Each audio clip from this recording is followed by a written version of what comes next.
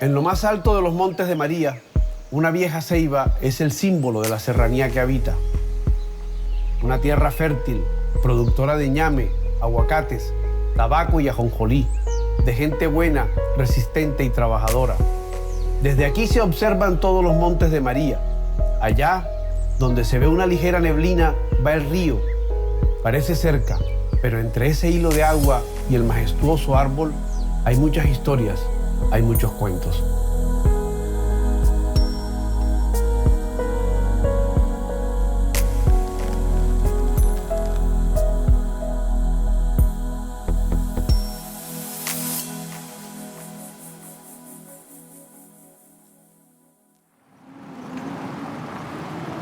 Canzona es el nombre de este sitio, paso obligado hacia Huamanga, corregimiento del Carmen de Bolívar. El camino se recorre en viejos camperos que transitan la mayor parte del tiempo por empinadas cuestas y el lecho de los arroyos.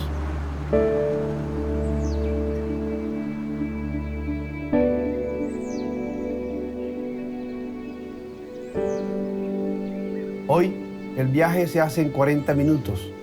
15 años atrás, dependiendo si era invierno o verano, llegar a esta hondonada tomaba más de 6 horas. Lo que no ha cambiado es la presencia institucional. En estos apartados lugares, el contacto de la comunidad con el Estado era y sigue siendo el maestro del pueblo.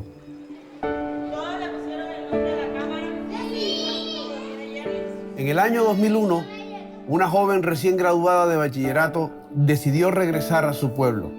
Una idea peligrosa, porque en esos tiempos se vivía lo peor de la violencia en los Montes de María. Aquí donde está este salón, yo hice mi primaria. Fue de palma, luego este techo que ustedes hoy ven de zinc, todo destruido, pero es como el recuerdo que tenemos de la comunidad. Muchos de los adultos que ya hoy hicimos la primaria aquí, fue muy bonito. Clara, ¿cuáles son las partes del computador? Vamos a repetirlas todas. Miledis Vázquez Navarro fue protagonista de muchas de las historias que nos trajeron hoy a Huamanga. Y esta es la escuela que la hizo enfrentar sus miedos y regresar para quedarse en una época en la que todos huían. Era una región tranquila, próspera aquí. Nosotros sembramos muchos cultivos que producen y de eso vivíamos, del aguacate. Y aquí estudiamos, cuando eso nosotros lo llamábamos escuela de banqueta, porque acá le pagaban a los profesores que nosotros teníamos inicialmente, los padres de familia, con lo que sembraban, con el ñame, con el plátano, con lo poco que tenían le pagaban a esos profesores. ¿A qué están verticales? 5. 1, 2, 3, 4, te hace falta una porque van de 5 por 5. Con la violencia que asesinaron 2 profesores de aquí de la comunidad. ¿2 profesores? Sí, ellos eran 4 profesores en la familia, 2 profesoras que trabajaban aquí en Huamanga, que fueron mis profesoras aquí. Y los mataron. Sí. ¿Quién los mató? Los asesinó la guerrilla. ¿Y hubo alguna explicación de la guerrilla de por qué lo hicieron? No hubo ninguna explicación. Era un señor de la comunidad que hablaba bastante y cuando eso, los campesinos, las personas que hablaban mucho de defender sus derechos, como reclamar sus derechos, pues eran callados, silenciados, porque él era un profesor de la comunidad. Fotocopiadora, esa no es una parte. A una edad en la que sus jóvenes compañeros soñaban con un futuro lejos de la violencia, Miledis asumió una enorme responsabilidad. Yo decidí regresar por el sentido de pertenencia hacia mi comunidad, por la necesidad que se veía en los estudiantes de esta comunidad, en los niños, que eran mi familia, que son mi familia, que son de la gente donde nací, donde crecí. ¿Se fue mucha gente de Huamanga? Sí, se fue mucha gente que no regresó. ¿A quiénes recuerdas? ¿Qué familias? ¿Qué amigos? La familia Ochoa Barrera, la gran mayoría está en Venezuela. De la familia Arias también hay muchos que nunca más volvieron. De mi familia Vázquez, Navarro, muchos, solo ya nada más queda mi papá.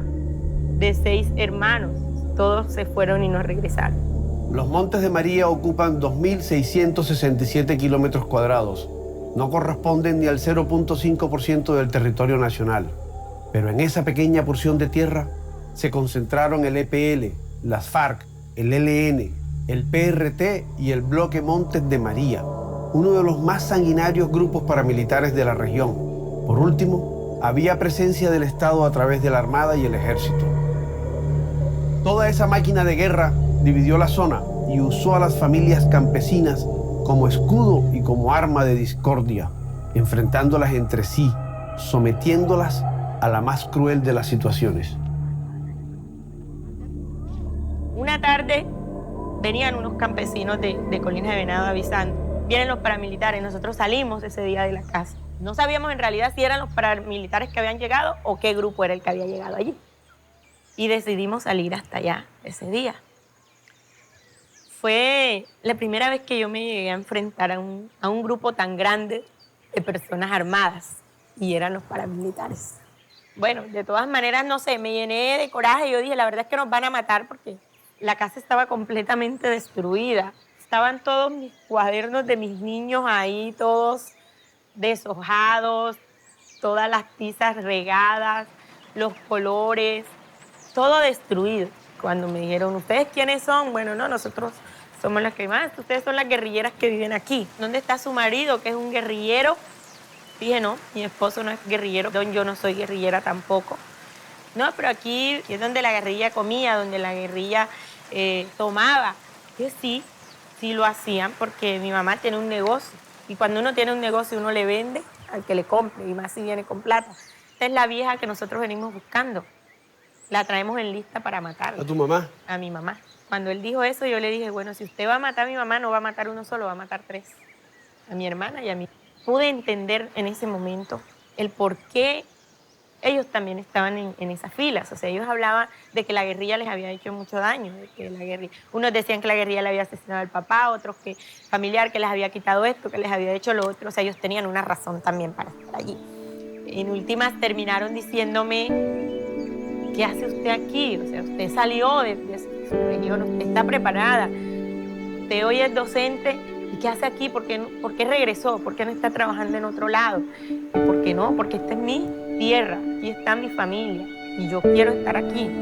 A Miledis la conocimos una noche lluviosa en el Carmen de Bolívar. Se nos reveló como una campesina corajuda. Esa noche, en medio de los relámpagos, nos relató uno a uno los muertos de Huamanga. Le propusimos entonces hacer lo mismo, pero en su tierra. Ella aceptó, no sin advertirnos que la noche, por estos lados de los montes, es muy oscura y el miedo aún se esconde en los encillos, en los filos de las serranías que encierran el valle del río Huamanga.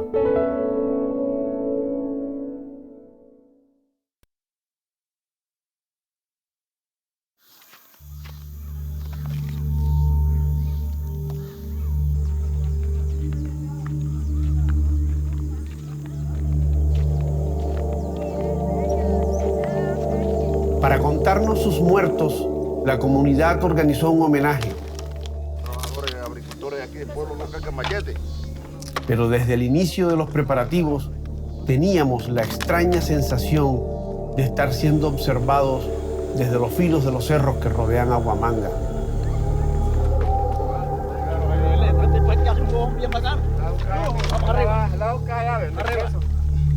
No, así atrás.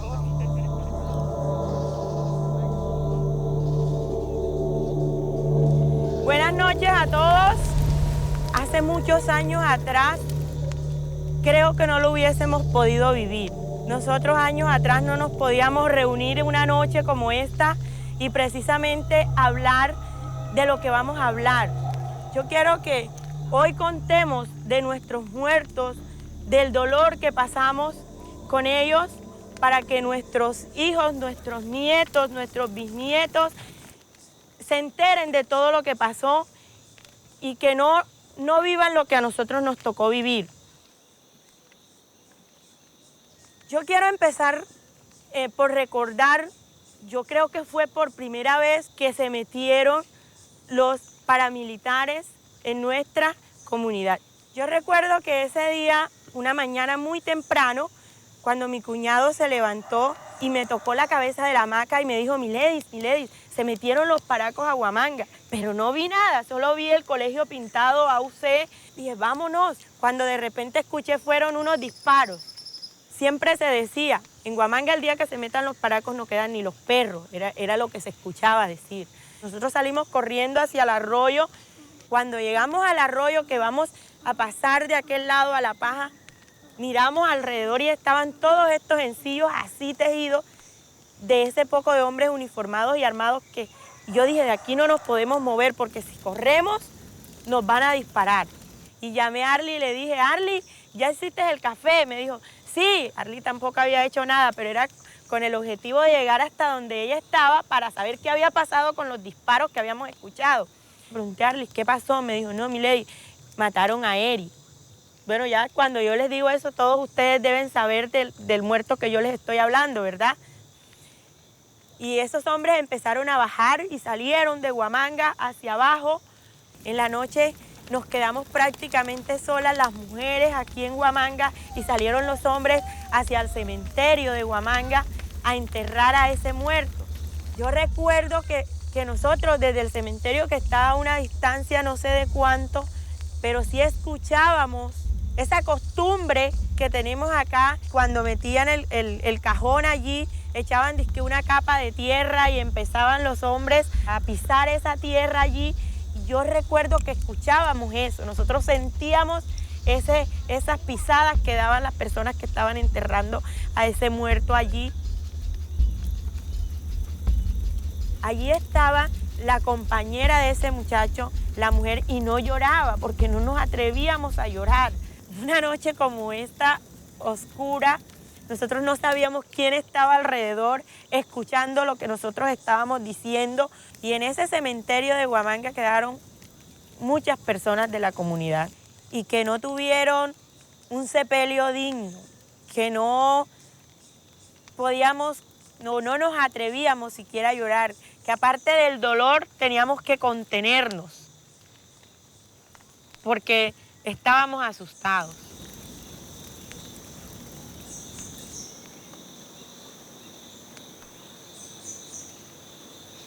La gente, como en aquel entonces, permanecía en silencio. Yo no quiero hablar sola, esto es de todos, es para todos. Yo quiero aprovechar esta luz que tenemos de la fogata y que nos atrevamos a hablar, que nos atrevamos a contar esa historia que nos tocó vivir. Miledis ha sido líder de esta comunidad y amiga de todos, pero en Huamanga el miedo supera esos lazos. Bueno, otros dos muertos que también se enterraron ahí fue Antonio Rocha y Hernán Rocha. Esta mujer, que ya había murmurado los nombres de varios difuntos, se llama Lenis María Navarro de Vázquez. Es la madre de Miledis. Apoyando a su hija, alzó la voz para contarnos la historia de dos muertos más. Ahí llegaron la guerrilla y los mató. Nos tocó enterrarlos a los que están aquí el señor Pedro Vega. Hicieron un hueco así y otro así, para el laito. Y ahí enterraron el hijo y enterraron el papá, porque la guerrilla no dejó que lo sacaran. Otra mujer se atrevió a hablar. El muchacho se llamaba Abelardo Paternina. Se trata de la señora Ledis, profesora de la escuela, y se refirió a un joven al que la guerrilla señaló de informante. Y aproximadamente como a estas horas, un 20 de noviembre del 1996, se escucharon unos disparos. Me vine yo para mi casa con mi esposo y que yo llevo un foco prendido porque cuando eso entonces no había luz. Cuando yo alumbro así, veo el hombre tirado con la sangre vivita, que se le veía la sangre. A mí me dio tanto miedo, y como yo llevaba una niñita así como ella, yo apagué el foco para que la niña no viera. La niña me pregunta, mami, ¿por qué tú dijiste ay y apagaste el foco? Yo, para que ella no se diera cuenta, yo le dije, no, niña, porque me tropecé. En la noche no podíamos dormir, mi esposo al lado mío, callado. Yo quería que amaneciera rápido porque yo no sabía quién era la persona. Ya en la mañana encontraron con el muerto. Entonces fue que se supo que habían matado al muchacho. El muchacho era Abelardo Paternina, el hijo de María Méndez. Así que esa es la historia que les cuento de ese muchacho. Hay más que contar, hay muchos muertos más que... Yo soy aquí vecino de la sierra. Y entonces habló el primer hombre. Emer Garizao Robles, vecino de Huamanga, se llenó de valor, no para hablarnos de la muerte, lo hizo para decir cosas que seguramente llevaba en el alma desde hace mucho tiempo. Todavía los niños no tienen la comida, los restaurantes comen debido. La escuela ahora es que me lo están arreglando. Los profesores no daban clases porque había temor de los grupos, no saben, de tantos grupos que había. No se sabe ni quién era. Nosotros no tenemos culpa de esta guerra que tenemos en Surda. No tenemos proyecto. Como el campesino no sabe, los cuales lo engañan con un pote, lo engañan con una mata y ya nosotros no tenemos nada. Y eso no es. Lo mejor tierra que hay en el monte es el monte de María. Aquí se siembra y no se echa un abono. Aquí ella misma produce el aguacate y todo. Entonces queremos que el monte de María sea una tierra salva para producir el alimento del pueblo.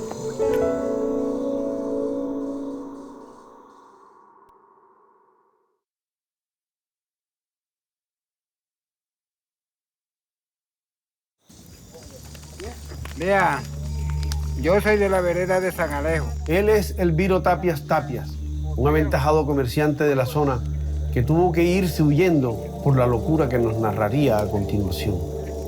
Nosotros somos nacidos, criados en los Montes de María. Nosotros nacimos en la guerra, que si se metía la guerrilla había daño, si se metían los paramilitares más daño. Y cuando el gobierno nacional se metía, habían unas personas ganando sueldo, con cara tapada, que eran amigos de uno, que comían y bebían junto con nosotros. Y entonces venían a señalar. Ese guerrillero, a uno lo cogían y al que no lo mataban se lo llevaba y lo ponían preso.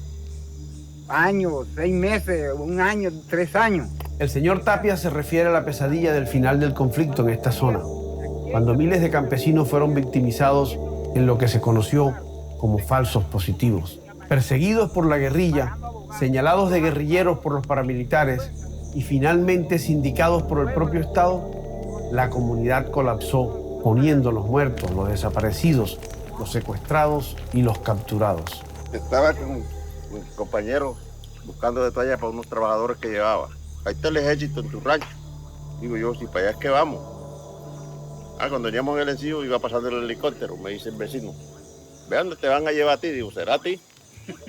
Salió un soldado, teniente creo que era.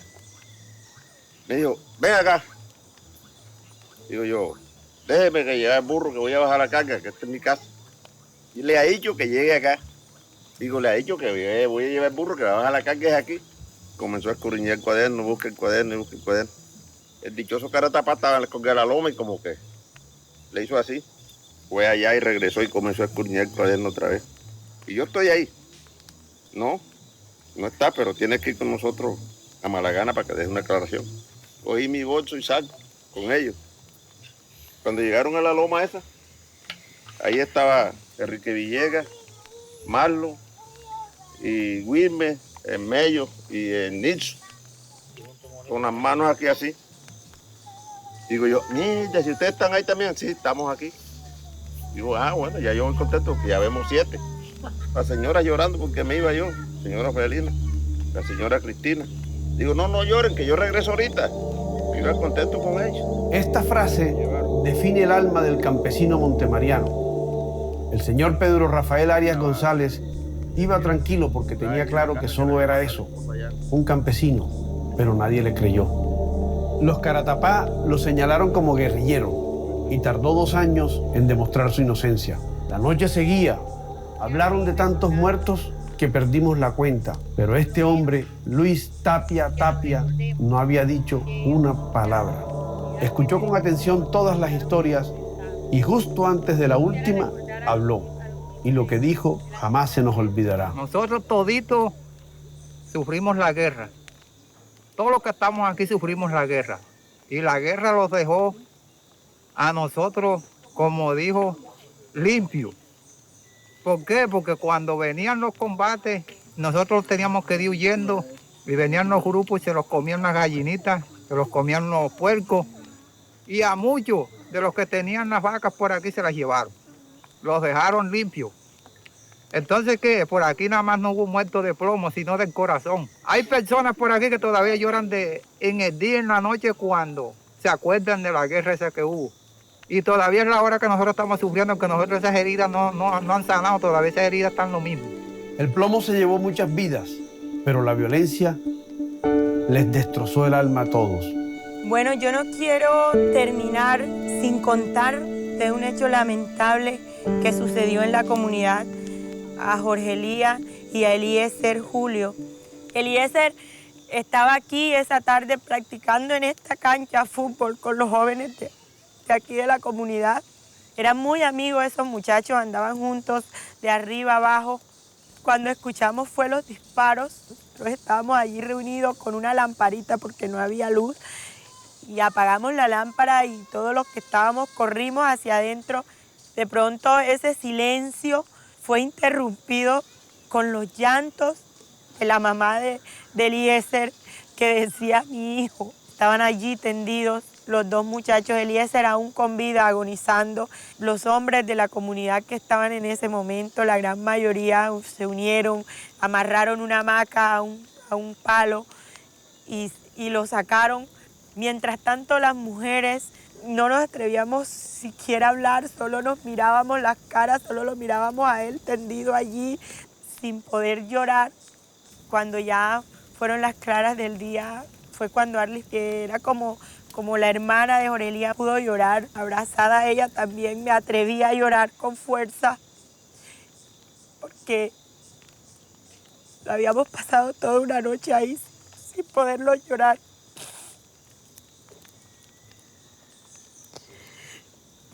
En honor a esos muertos, a esos jóvenes y a todos los demás, apaguemos la hoguera con un puñado de tierra para que nunca se nos olvide, pero que podamos vivir de aquí en adelante en paz, con más tranquilidad, y para que eso que nos marcó no se vuelva a repetir.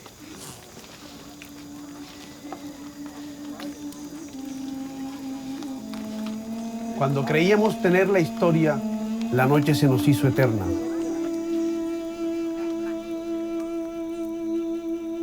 Una hora después de terminado el homenaje, hombres escondidos en el monte asesinaron de 3 disparos al señor Emiro Arias, hijo de Pedro Rafael Arias González, quien había estado toda la noche sentado al lado de Miledis en torno a la hoguera.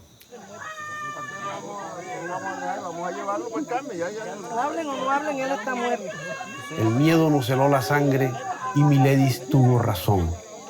La oscuridad se apoderó de todo y por un instante vivimos en carne propia el terror que estos seres de hierro sintieron tantas veces. Pero por lo menos hoy las mujeres sí lloraron a su muerte. Ay, mamito. Ay, porque ya estamos en paz, porque ya estábamos todos. Ay, mamita mía, se nos devolvió la historia. ¿Por qué seguir? Porque el hecho de que se termine el conflicto no quiere decir que ya se terminaron las necesidades de las comunidades.